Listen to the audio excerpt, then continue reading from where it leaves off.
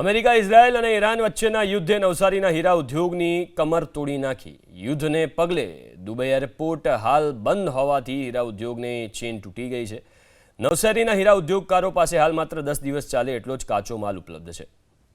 10 દિવસ બાદ પોલિશ કરવા માટેના હીરા ન હોવાને લીધે કારખાના બંધ કરવાની ફરજ પડશે, જેથી નવસારીમાં ધમધમતા 3000 હીરાના કારખાનાને તાળા લાગી જાય એવી સ્થિતિનું નિર્માણ થયું છે. એટલું જ નહીં, કારખાનામાં કામ કરતા રત્ન કલાકારો પણ બેરોજગાર થવાની શક્યતા છે.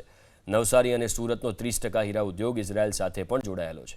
યુદ્ધની સ્થિતિને પગલે ઇઝરાયલના વેપારીઓએ ભારતથી હીરા ખરીદવાનું બંધ કરી દીધું. અગાઉથી જ આર્થિક મંદી અને ટેરિફની સમસ્યાનો સામનો કરી રહેલા હીરા ઉદ્યોગકારોનું માનવું છે કે જો આ સ્થિતિ લાંબો સમય ચાલી તો હજારો રત્ન કલાકારોની રોજીરોટી પર સંકટ આવી શકે છે. પરિસ્થિતિમાં જો એકંદરે આપણે જોવા જઈએ તો જ્યાં સુધી દુબઈનો એરપોર્ટ નહીં ખુલે ત્યાં સુધી પરિસ્થિતિ વીક જ રહેવાની છે. કારણ કે હીરા બજારનો મુખ્ય જે રો મટીરિયલ છે એનો મેન માર્કેટ દુબઈમાં છે અને એ દુબઈથી જ અહીંયા નવસારી, સુરત કે ઇન્ડિયામાં, મુંબઈમાં આવતો હોય છે માલ.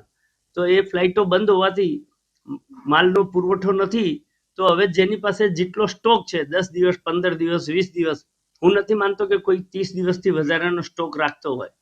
તો એની પરિસ્થિતિમાં 30 દિવસ પછી હીરા બજારમાં કાચા માલની ખૂબ મોટી અછત પડવાની છે અને એના લીધે બેરોજગારી પણ વધશે.